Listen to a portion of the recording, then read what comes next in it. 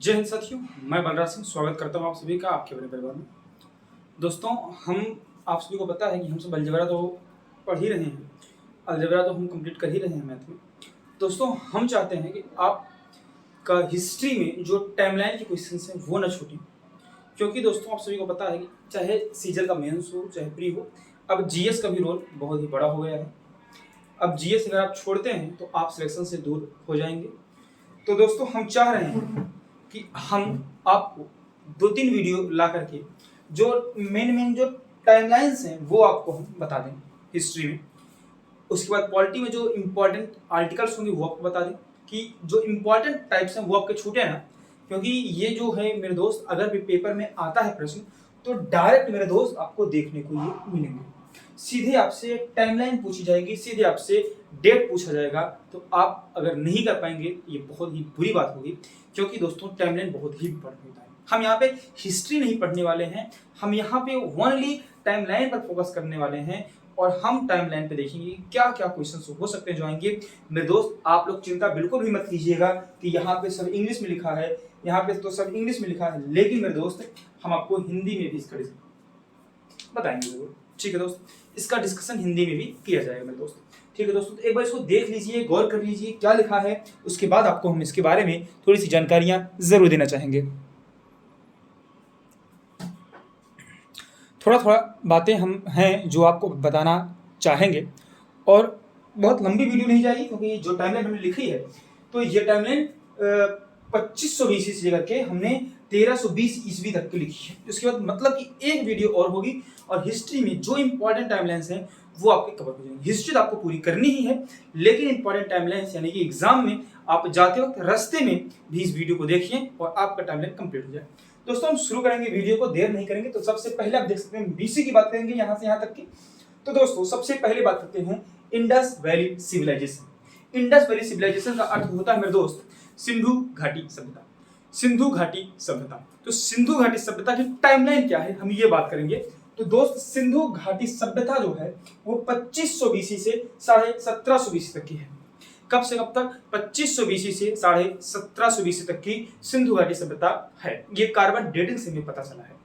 और दोस्तों, Alexander Cunningham, जिन्हें आर्कियोलॉजिकल कहा जाता है, उन्होंने इसके सबसे पहले साक्ष्य खोजे थे। और उसके बाद इसमें दो इंपॉर्टेंट साइट्स की बात कर रहे हैं। हड़प्पा सभ्यता की बात करेंगे। तो हड़प्पा सभ्यता मेरे दोस्त 1921 में खोजी गई थी दयाराम साहनी के द्वारा। ठीक है दोस्तों, हड़प्पा सभ्यता 1921 में दयाराम साहनी के द्वारा खोजी गई थी मेरे दोस्त। ठीक है दोस्त, और एक होता है मोहनजोदड़ो।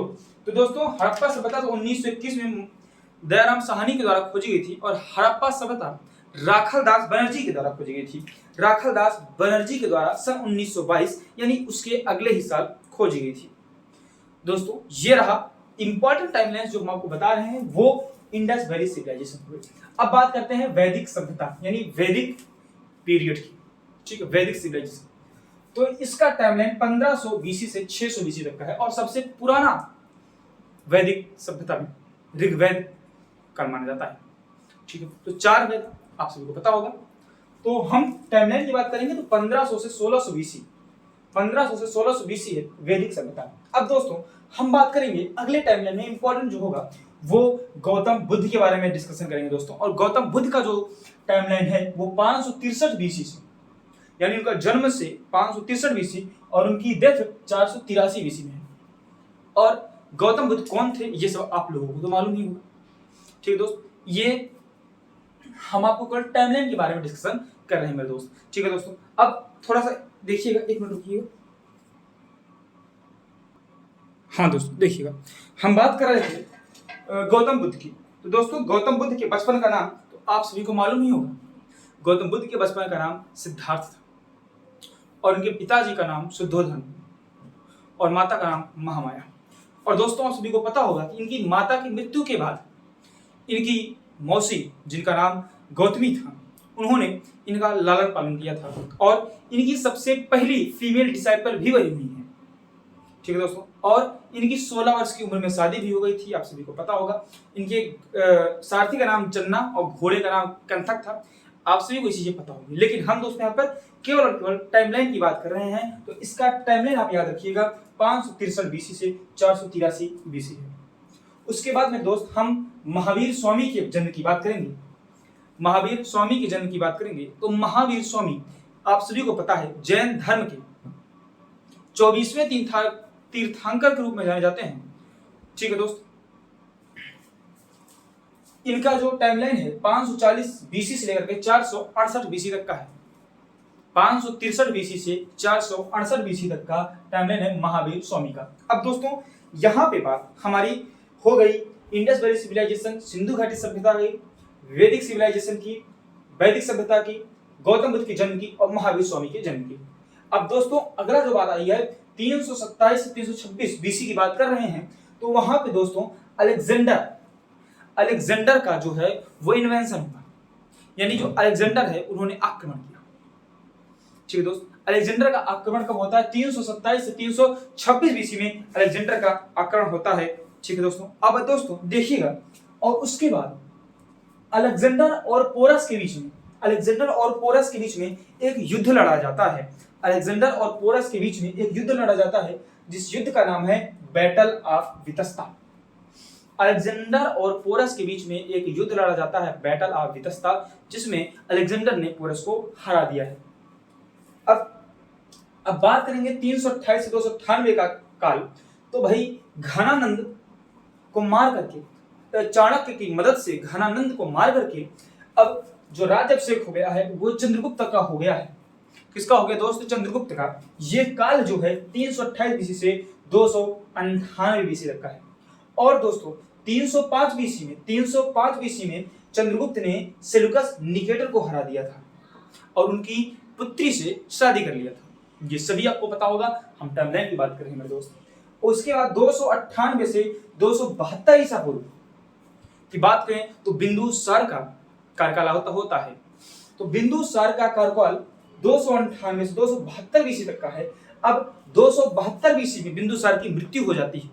उसके बाद मेरे दोस्त बिंदुसार के 101 लड़के थे और फिर 3 साल उन 101 भाइयों में लड़ाई हुई और उसमें सब भाइयों को मार करके अशोक नया राजा बना 269 से 232 ईसा पूर्व के लिए।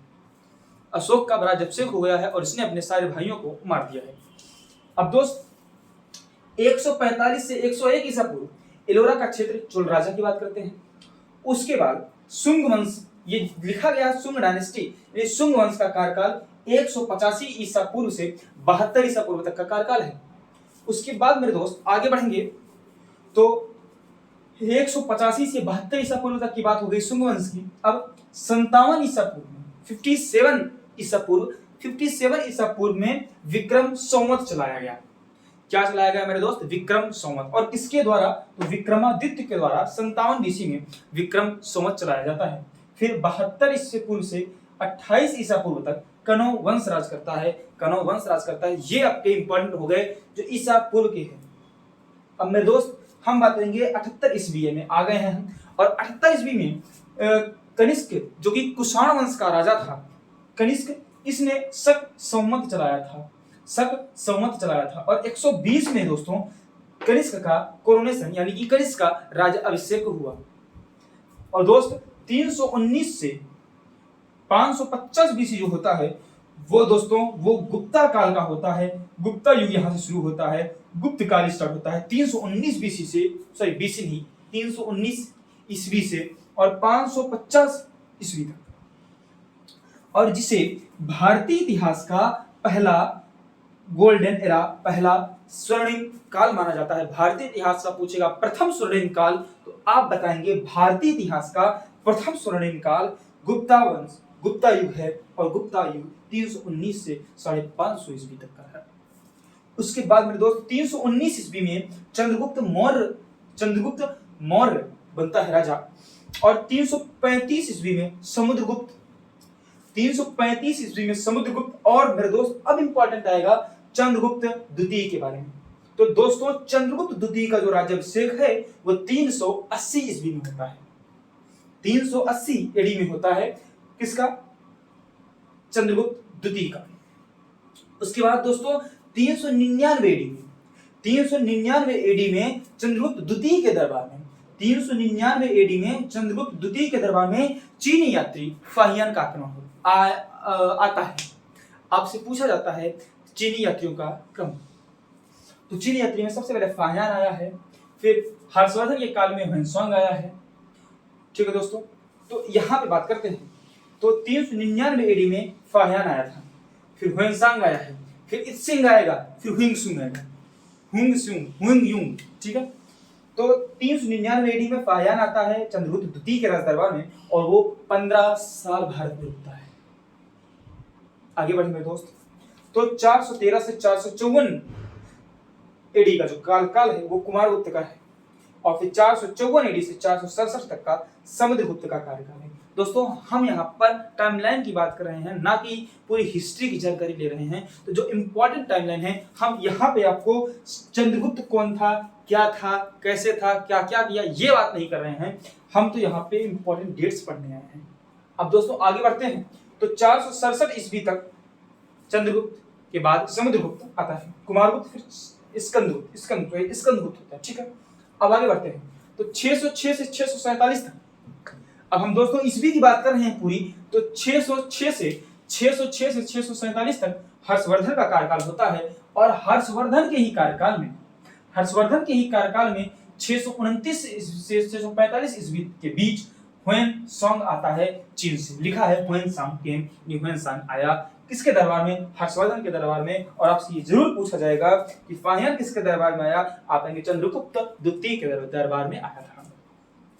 दोस्तों अब सिंध पर पहला मुस्लिम इन्वेशन, पहला मुस्लिम आक्रमण होने वाला है।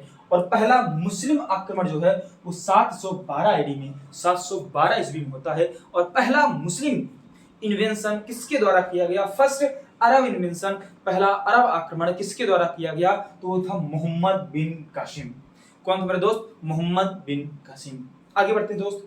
तो अब भोज राजा कन्नौज के उनका कोरोनेशन राज्याभिषेक होता है 836 ईस्वी में। फिर 985 ईस्वी चोल साम्राज्य की बात करेगा और 998 में सुल्तान मोहम्मद की बात करी जाएगी।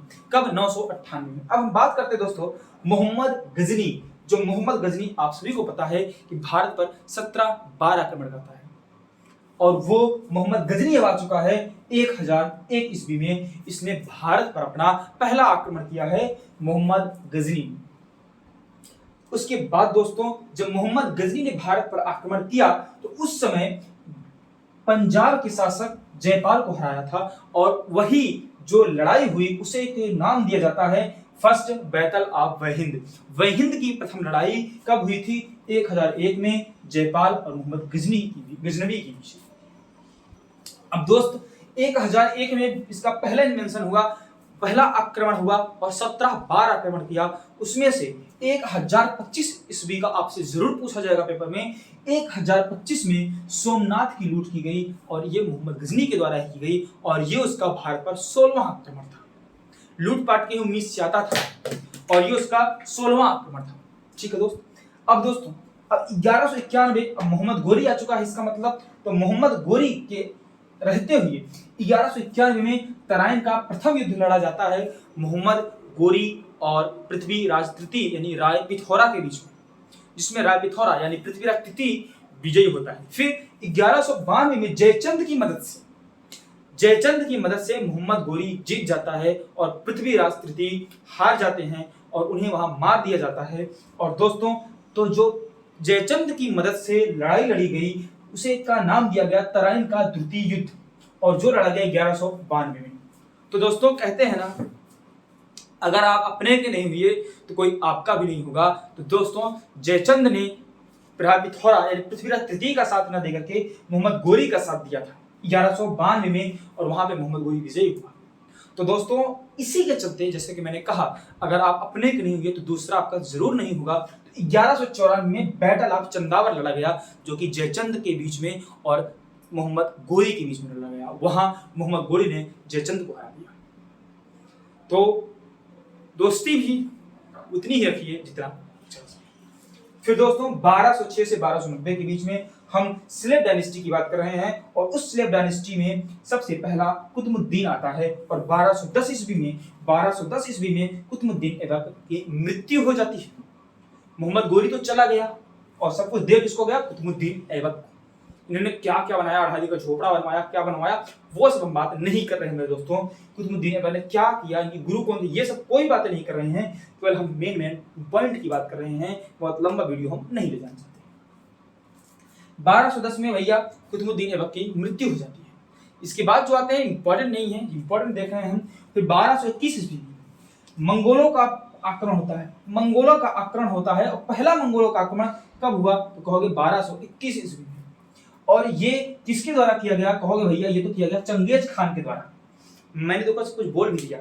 1221 में मंगोलों का प्रथम आक्रमण, मंगोलाइड का इन्वेंशन होता है और चंगेज खान करता है। फिर 1236 में रजिया सुल्तान दिल्ली सल्तनत की पहली महिला शासिका बनती है, रजिया सुल्तान। तो मोहब्बत भी उससे की जाए जो अपने कद का, कहते हैं ना। तो रजिया सुल्तान को 1240 ईस्वी में से मार दिया गया था। ये एक आप सभी को पता होगा, ये घोड़े का रखवाली करने वाला था। उनसे इन्होंने प्यार किया, शादी किया और उसी के चलते कैसे भी कुछ भी हो, इन्हें 1240 ईस्वी में रजिया सुल्तान को मार दिया गया। फिर दोस्तों 1287 ईस्वी में, अब मंगोल पहली बार कब आए? कहोगे 1221 में। फिर दोस्तों इनसे रहा नहीं गया और ये 1287 ईस्वी में दूसरा आक्रमण भी भारत पर कर बैठते हैं। उसके बाद मेरे दोस्तों फिर 1290 से 1320 ईस्वी के बीच में खिलजी वंश आता है और दिल्ली सल्तनत का सबसे कम समय तक शासन करने वाला अगर कोई वंश है तो वो है खिलजी वंश। आपसे पूछा जाएगा सबसे शॉर्टेस्ट रूलिंग पीरियड, सबसे कम शासन करने का जो टाइमलाइन है किसका है? आप कहोगे खिलजी वंश। दिल्ली सल्तनत में सबसे कम राज करने वाला होता है खिलजी वंश, जो कि 1290 से 1320 यानी कि मात्र 30 साल राज करता है खिलजी वंश। सबसे कम यही राज करता है। तो दोस्तों आज का वीडियो हमें लगा होगा कि आपको बहुत ही पसंद आया होगा, क्योंकि हम मेन इंपॉर्टेंट फैक्ट पर बात करेंगे और इंपॉर्टेंट फैक्ट पर हमने बात भी किया। और दोस्तों अभी एक क्लास और आएगी और हम 1947 में भारत को आजाद करा देंगे।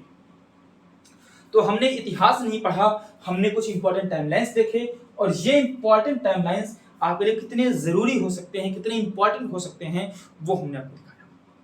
अब दोस्तों आप लोग तो लूसेंट पढ़ते ही होंगे, तो ये सब चीजें आपको जानकारी होंगी ही, लेकिन एग्जाम टाइम में, लास्ट टाइम में हमें कुछ ऐसा मिल जाए कि हमें एक ही आधे घंटे में पूरा इतिहास का जो मेन डेट्स है वो रिवाइज हो जाए, तो ये वीडियो आपके लिए बहुत ही कारगर साबित होगी। एक वीडियो हो रहेगी, बहुत ज्यादा लंबा वीडियो नहीं गया है दोस्तों। उम्मीद और आशा आपसे बिल्कुल मस्त, बिल्कुल स्वस्थ होंगे। और वीडियो को लाइक जरूर कीजिएगा, पसंद में आया होगा तो। फिर मिलेंगे आपसे कल अगले वीडियो। चलिए बाय बाय।